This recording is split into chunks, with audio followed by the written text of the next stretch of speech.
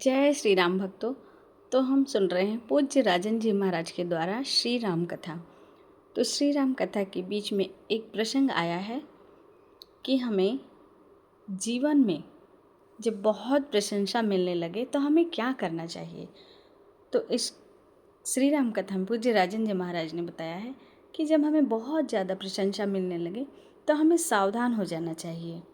तो चलिए हमें किस तरह से सावधान हो जाना चाहिए इस कथा के माध्यम से हम सुनते हैं। तो ठीक है भक्तों, चलिए अब हम चलते हैं कथा में। जय श्री राम। सभी पूरी अयोध्या प्रसन्न है, सभी लोग आनंद में हैं। उसी आनंद के बीच में अयोध्या वासियों के मन में एक भाव है। जानते हैं क्या भाव है? देखिए, एक शब्द है कामना। कामना मन इच्छा। निरीह केवल परमात्मा है, हम और आप निरीह नहीं है। निरीह मतलब जिसकी कोई इच्छा ना हो। ऐसा पंडाल में कोई नहीं बैठा है जिसकी मन में कोई कामना नहीं होगी। ऐसा कोई है जिसके मन में कोई इच्छा नहीं है? अब कोई हाथ नहीं उठाया, हम भी नहीं उठा रहे हैं। अब दर्शन करिए, सबके भीतर कोई न कोई इच्छाएं हैं। अयोध्या वासियों के मन में पहले इच्छा थी कि महाराज को बेटा हो जाए, हो ही गया बाबूजी। फिर इच्छा ने जन्म लिया, काश हम लोग इनका यज्ञोपवीत देख पाते, देख लिए। फिर दूसरी इच्छा ने जन्म लिया, इनका विवाह देखने को मिल जाए तो आनंद हो जाए, विवाह भी देख लिए। अब अयोध्या वासियों के मन में एक नई इच्छा ने जन्म लिया। क्या? महाराज वृद्ध हो चुके हैं, यदि अपने जीते जी महाराज राम को युवराज पद पर बिठा दे, कितना आनंद होगा हो। आप अक्षत युवराज पद राम ही दे नरेश। अपने जीते जी यदि राम जी को युवराज बना दे महाराज, कितना आनंद हो जाएगा। अयोध्यावासी सोच रहे हैं। और आपको बताऊं, एक दिन श्री दशरथ जी महाराज अपने दरबार में बैठे थे। पूरी सभा बैठी है। सभा के लोग महाराज की प्रशंसा करते हैं। कहते महाराज, तीनों लोक त्रिभुवन में, तीनों काल में, इस जगत में आप जैसा पुण्यशाली दूसरा कौन होगा? आप जैसा धर्मात्मा महाराज कौन होगा? मंगल के भवन राम जिसके घर में पुत्र बन करके आ गए हों, आपके विषय में कुछ भी कहा जाए तो महाराज कम पड़ेगा। पूरी प्रजा महाराज की सभा प्रशंसा करने लगी। और यहां मैं हाथ जोड़कर आपसे एक निवेदन करूंगा। बोलूं? जीवन में जब प्रशंसा मिलने लगे ना, तो बहुत सावधान रहना चाहिए। क्यों महाराज? ये सोचना चाहिए कि जो प्रशंसा हो रही है हमारे भीतर उसकी पात्रता है कि नहीं है। नहीं तो चम्मच जानते हैं आप? चम्मच, आप लोग चम्मच नहीं देखे हैं? चम्मच जिस बर्तन में चला जाए उसी बर्तन को खाली कर देता है। बाबूजी, जिस बर्तन में चम्मच डालिए वो चम्मच उस बर्तन को खाली कर देता है। उसी प्रकार जिस मनुष्य के पीछे चमचे लग जाते हैं उस मनुष्य को ये चमचे खाली कर देते हैं। चमचों से सावधान रहिए। ये चमचे करते कहां हैं? हर बत्ती में बाह बाह बाह बाह, इतना बाह कर देंगे कि आपके जीवन में आह निकल जाएगा। मैं सत्य बोल रहा हूं।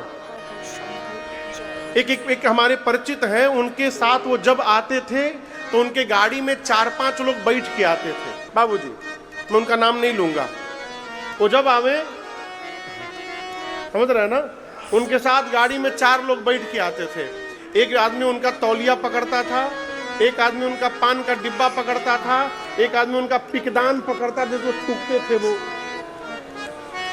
तो हम एक दिन महाराज जी से पूछे कि सरकार, ये भैया आते हैं तो इनके साथ गाड़ी में 4-5 लोग लद के कहां आते हैं? और ये चारों पांच लोग कुछ करते नहीं है, उनके साथ खाली खाते हैं, सोते हैं, हर बतिये में एकदम सही करते हैं।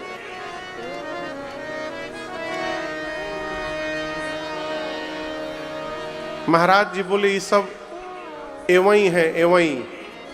हम पूछे एवं क्या है? बोले भगवान किसी तेज घोड़े के साथ 4-5 गधों को बांध देते हैं। क्यों? ये घोड़वा कहीं रेस जीत न जाए, तो ये गधे क्या करते हैं, उसको पकड़ के रखते हैं, भागने नहीं देते हैं।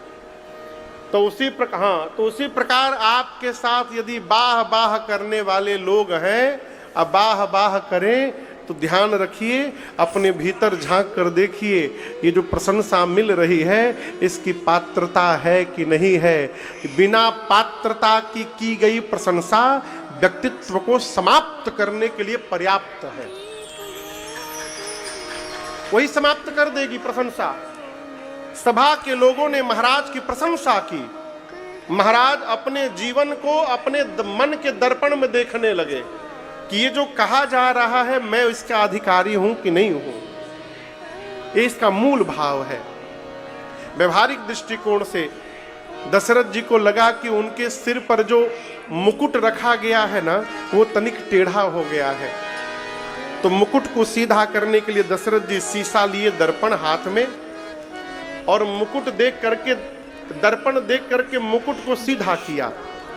और जैसे सीधा किया तब तक कान के पास के केश पर दृष्टि चली गई। श्रवण समीप भय शीत के मनहु जरठ पन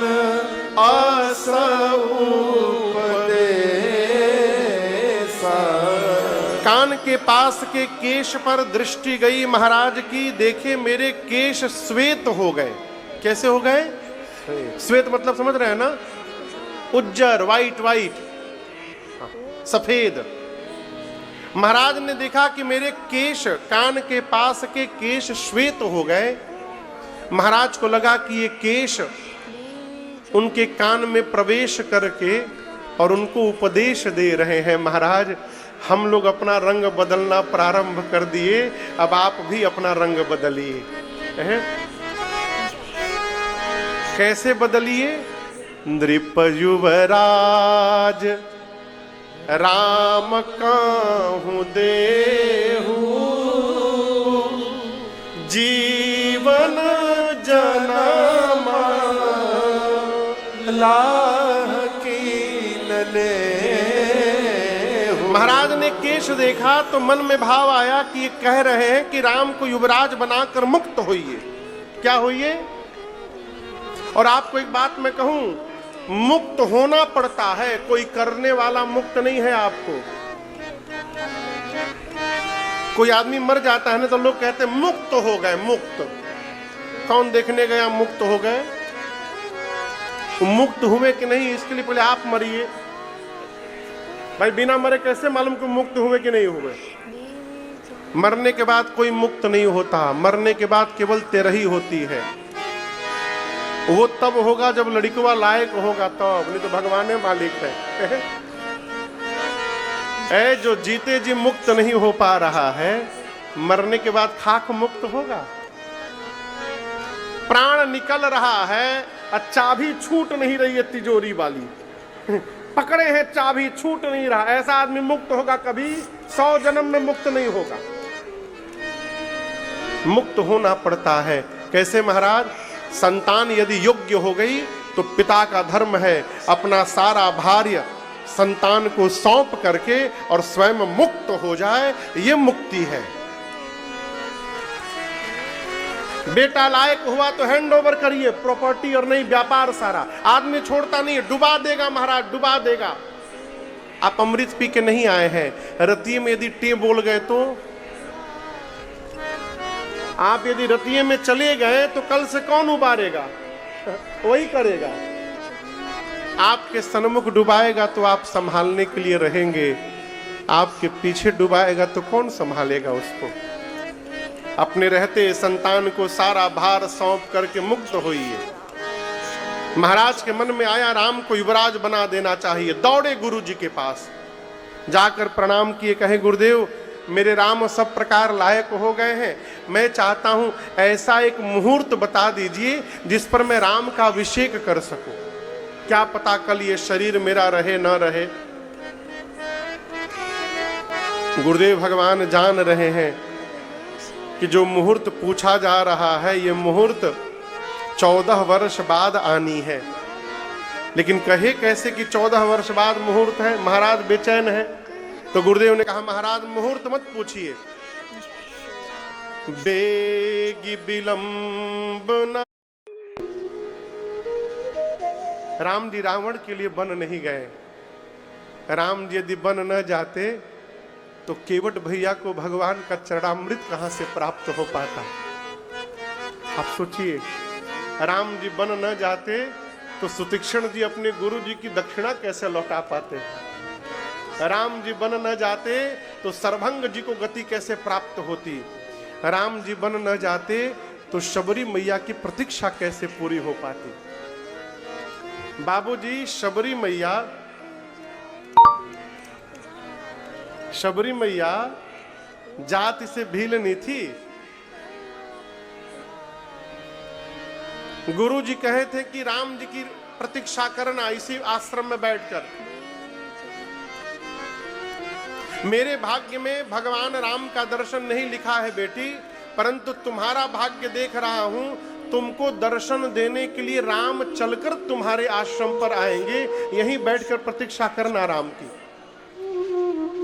मतंग ऋषि बोलकर चले गए और दर्शन करिए। जब मतंग ऋषि बोले थे उस समय सबरी युवान थी, युवा अवस्था में थी। बाबूजी 10,000 साल प्रतीक्षा की है सबरी ने। कितने दिन? 10,000। हाँ, हम किसी को बोले कि आपके घर आएंगे और यदि 4-5 महीना न जाए तो लोग कहते हैं महाराज झूठ बोल दिए थे ना, नहीं आए ना। यहां शबरी 10,000 साल प्रतीक्षा की। एक ही काम था उसका, अरे पंथ निहारत डगर बहारत। समझ में आ रहा है?